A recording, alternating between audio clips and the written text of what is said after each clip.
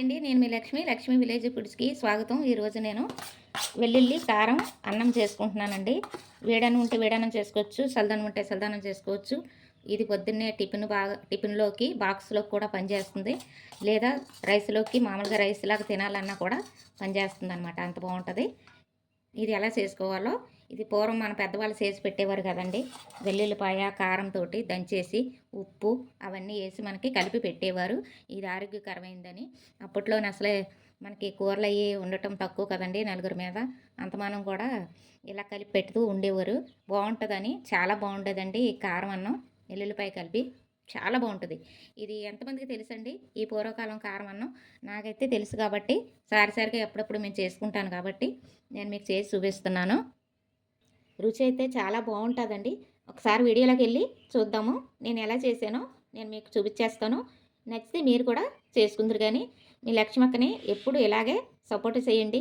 అందరూ కూడా నన్ను బాగా ఆదరిస్తున్నారు, లైక్ చేస్తున్నారు, సబ్స్క్రైబ్ చేసుకుంటున్నారు, మంచిగా కామెంట్లు కూడా పెడుతున్నారు.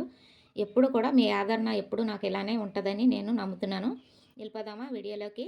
వచ్చేసేయండి. ఈ కారం వెల్లుల్లి కారం ఈ రైస్ ఎలా చేసుకోవాలో నేను మీకు చూపించేస్తాను. ఒక 10 వెల్లుల్లి రెమ్మలు పొట్టి తీసుకుని వేసుకోవాలి. ఇవి కచ్చాపచ్చాగా దంచుకోవాలన్నమాట.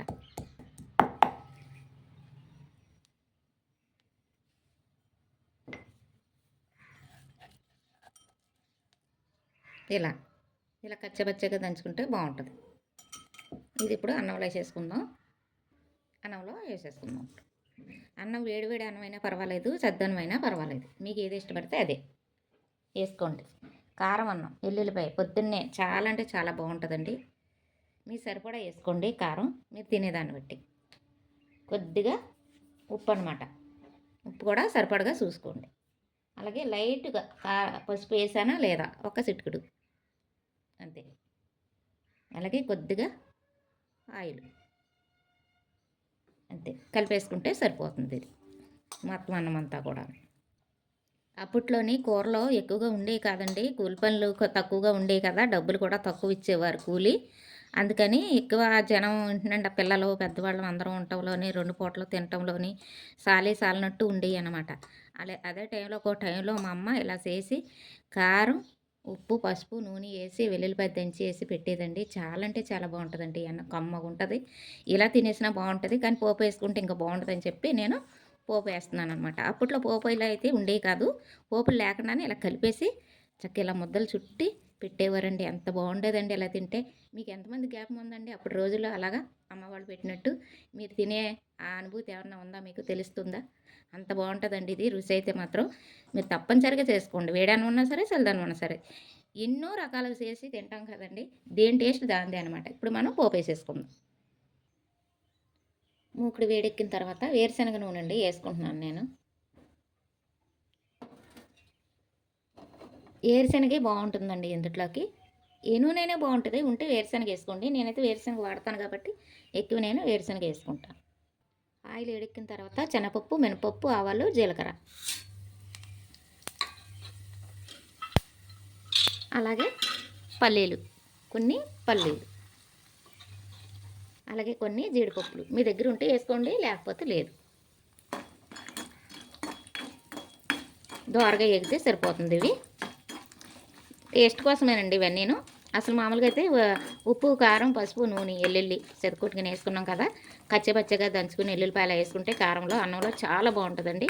ఎప్పుడన్నా ఏమన్నా తొందరగా కూరలు లేవు, టిఫిన్ బాక్స్లో కూడా బాగుంటుందండి. మీ పిల్లలు కూడా అలవాటు చేయండి. ఎప్పుడన్నా అన్ని వేళల్లో కూరలే ఉండవు కదండి, ఇలా కూడా చేసుకుంటే చాలా బాగుంటుంది అనమాట. అలాగే ఒక 4-5 కరివేపాకు రెమ్మలండి, పచ్చి కడిగి వేసుకోవాలన్నమాట. చాలా బాగుంటుంది. కరివేపాకు వేస్తే మంచి స్మెల్ రుచి కూడా వస్తుంది. కరివేపాకు ఎక్కువ వాడండి, ఆరోగ్యానికి మంచిది కదా, కళ్ళకి జుట్టుకి కూడా మంచిది. అలాగే ఒక 3 ఎండుమిర్చి, కారం వేసుకున్నాం కాబట్టి ఎక్కువద్దు, సరిపోతుంది. ఇలాగా మాకైతే ఒక 2 కేజీ వేసుకుంటున్నాను నేను. మీరు ఎంతమంది ఉంటే అంతమంది మనుషులను బట్టి ఇంట్లో దాన్ని బట్టి మీరు చేసుకోండి.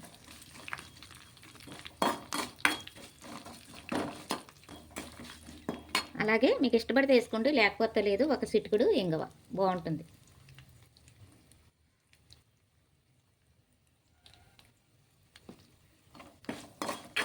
టేస్ట్ బాగుంటుంది, అరుగుదలకు కూడా ఇస్తుంది అనమాట. ఈ ఇంగువ కూరల్లోనైనా పులిహోరలోకైనా దీంట్లోనే మనకి ఇష్టపడి ఎందులో అయినా వేసుకోవచ్చు, బాగుంటుంది అన్నమాట. అంతే అండి, పోపు వేగిపోయింది, ఆఫ్ చేసేసుకుందాము. ఇలా దోరగా ఉంటుంది అయితే రుచి బాగుంటుంది. ఆపేసుకుందాం. ఈ పోపు ఇందులో వేసేసుకుందాం అన్నమాట.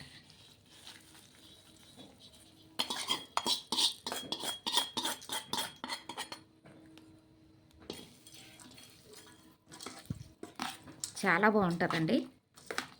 ఇది ఉదయాన్నే టిఫిన్లో భాగంగా చేసుకోండి, చాలా బాగుంటుంది. ఇది ఆరోగ్యానికి కూడా మంచిదండి ఇది. ఎందుకంటే మనం అన్ని రకాలు కలిపాం కాబట్టి చాలా అంటే చాలా బాగుంటుంది. తరచుగా మేము చేసుకునేది టిఫిన్లో భాగంగా కూడా చేసుకోవచ్చు. చివరిలో కొత్తిమీర వేసేసుకుందాము. కొత్తిమీర వేసుకుంటే చాలా బాగుంటుంది. కరివేపాకు, కొత్తిమీర, ఇవన్నీ ఏరుశనగుళ్ళు, జీడిపప్పులు అన్నీ వేసుకున్నాం కదా, చాలా బాగుంటుందండి. ఇష్టం లేని పిల్లలు కూడా ఇష్టంగా మళ్ళీ మళ్ళీ చేసి పెట్టమని అడుగుతారు మిమ్మల్ని. మీ పిల్లలకి ఇష్టమైన ఫుడ్డే కదండి పెట్టాలి, మీకు కూడా పెట్టాలని ఉంటుంది కదా, అదన్నమాట. ఇలా చేసి పెట్టండి. అందరికీ నచ్చే ఈ ఎల్లుల్లి కారం ఎలా వచ్చిందో మీరు కూడా చేసుకొని కామెంట్ రూపంలో నాకు తెలియచేద్దురు కానీ, సరేనా? మాకు చిన్ననాటి జ్ఞాపకాలు ఎంతమంది జ్ఞాపకం ఉన్నాయో నాకు మీరు చెప్పండి. నచ్చిందా? ఈ వెల్లుల్లి కారం అన్న మీకు నచ్చింది అనుకుంటున్నాను. నేను చేసే పద్ధతి అంతా కూడా చూశారు కదా, అది మీరు కూడా చేసుకుందరు కానీ. నచ్చితే లైక్ చేసుకోండి, కామెంట్ చేయండి, మీ తెలిసిన వారందరికీ కూడా షేర్ చేయండి ఈ వెల్లుల్లి కారం రైస్ గురించి.